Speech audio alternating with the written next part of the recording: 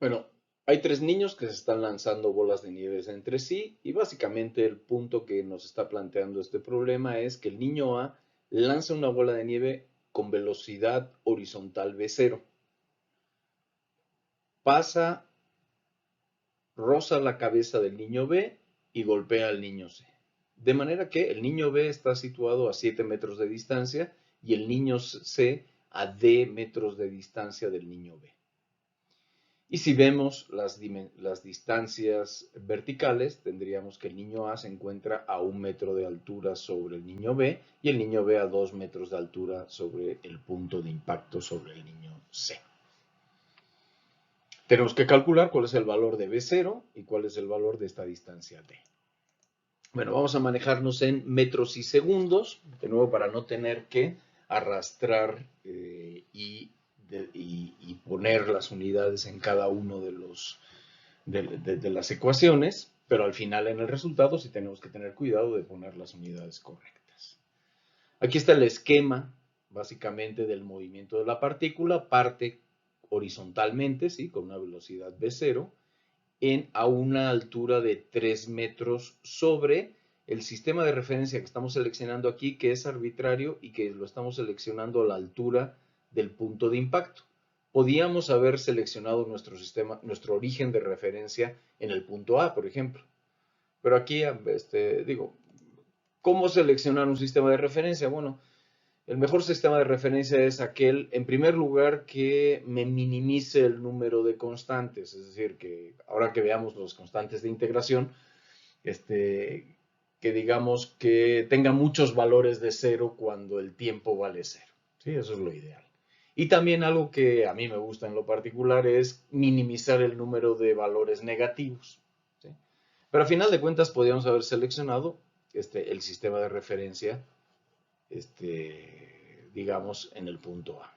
Pero nosotros estamos seleccionándolo, el eje X a la misma altura del punto C y nuestro eje Y en la misma posición del niño A. De manera que cuando X vale 0, Y vale 3, cuando X vale 7, Y vale 2 y cuando X vale 7 más D, Y vale 0. Y esta sería, digamos, la trayectoria de la partícula correspondiente a este sistema de referencia. Este punto ocurre en t igual a 0, este punto ocurre en t igual a t1 y este punto ocurre en t igual a t2. ¿Qué desconocemos? Desconocemos b0, desconocemos t1, desconocemos t2 y desconocemos d.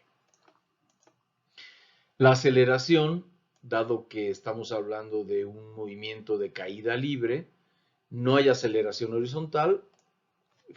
Las aceleraciones vienen dadas generalmente por las fuerzas externas, eso lo veremos más adelante cuando veamos cinética, pero digamos que si ignoramos la resistencia del viento, podemos suponer que no hay una aceleración o deceleración horizontal, pero sí tenemos la aceleración de la gravedad, que va a empujar a la partícula hacia abajo, ¿sí? Con una aceleración igual a la gravedad.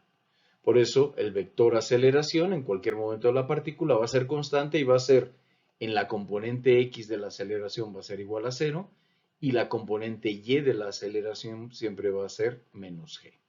¿Sí? ¿Por qué? Porque estamos suponiendo y positivo hacia arriba y la aceleración de la gravedad va a ir hacia abajo. Por eso es el signo menos. Bueno, la velocidad se obtiene integrando la aceleración. Podemos integrar componente a componente, ¿sí? La integral de un vector no es más que la suma de las integrales de sus componentes. Entonces la componente x es 0 dt y la componente y es menos g por dt por j. Y bueno, la integral de 0 es c1, es una constante, y la integral de g es g por t, desde luego respetando su signo menos. Y le añadimos una constante de integración. ¿Sí? En cualquier proceso de integración indefinido tenemos que añadir una constante de integración. Aquí, digamos, la integral de 0 sería una constante directamente, y aquí la integral de esto de acá es g por t, al cual le añadimos la constante c2 de integración. Si integramos otra vez v con respecto al tiempo, tendríamos la integral de c1 es c1 por t, y añadimos una constante de integración. Y la integración de C2 es C2 por T. La integral de G por T es 0.5G por T al cuadrado. Y le añadimos otra constante de integración. De manera que vamos a tener 4 constantes de integración. Esas 4 constantes de integración son 2 a la hora de integrar, digamos, una por cada componente. Entonces, a la hora de integrar la aceleración, nos aparecerían 2 constantes, ¿sí? La constante producida por integrar la componente X de la aceleración y la constante producida por integrar la componente Y de la aceleración. Y a la hora de integrar otra vez me aparecen otras 2. La constante producida por integrar la componente X de la velocidad y la constante producida por la integral de la componente Y de la velocidad. Bueno, vamos a ver, ya tenemos cuatro constantes de integración que desconocemos sus valores. Generalmente las constantes de integración las obtenemos a partir de las condiciones de frontera, que no son más que datos conocidos. Entonces, ¿qué conocemos? Bueno, conocemos las condiciones al inicio del movimiento, es decir, cuando t vale 0. Entonces, sabemos que cuando t vale 0, la velocidad es una velocidad horizontal, es decir, su componente y de la velocidad cuando t vale 0 es 0, y su componente x sabemos que es v0, que desconocemos su valor, pero ya lo calcularemos oportunamente. Por otro lado, sabemos que, bueno, esto sería la velocidad cuando el tiempo vale 0. Bueno, cuando el tiempo vale 0, la componente x de la velocidad es c1, y cuando el tiempo vale 0, la componente y de la velocidad sería c2 menos g por 0, que sería c2.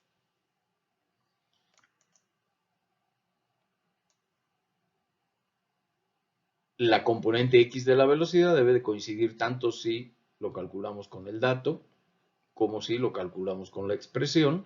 Por lo tanto, sabemos que C1 debe de ser igual a V0 y que C2 debe de ser igual a 0.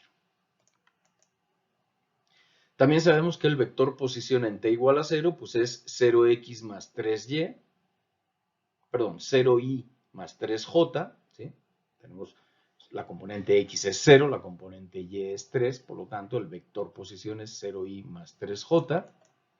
Y el vector posición para t igual a 0, que sería el instante en el cual nos encontramos en este punto, sería C1 por 0 más C3, que es C3, eso sería la componente X, y C2 por 0 menos 0.5G por 0 al cuadrado más C4, que sería C4 por J.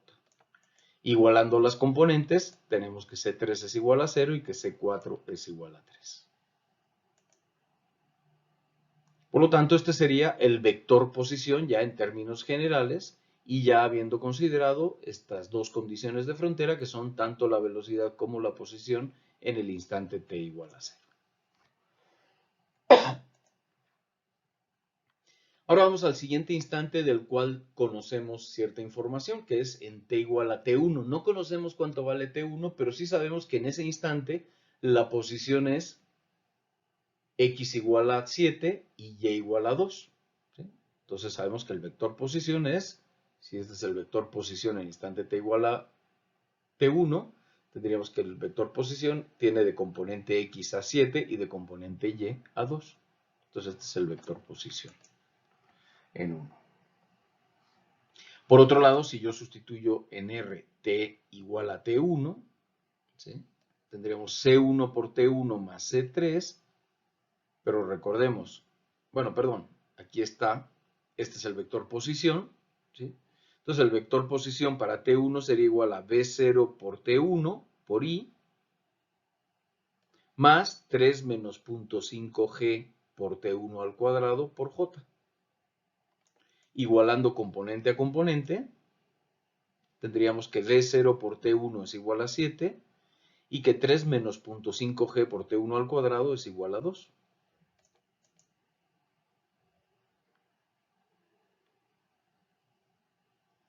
Fíjense que T1 de esta primera yo la puedo despejar, de manera que T1 es igual a 7 entre V0, y eso lo sustituyo acá. Entonces, de estas dos expresiones podemos tener que 3 menos 0.5G por T1 al cuadrado, que no es más que 7 entre B0 al cuadrado, va a ser igual a 2. Y de aquí podemos, ya es una ecuación con una incógnita que es B0, y podemos despejar B0, que nos da 15.503 metros por segundo.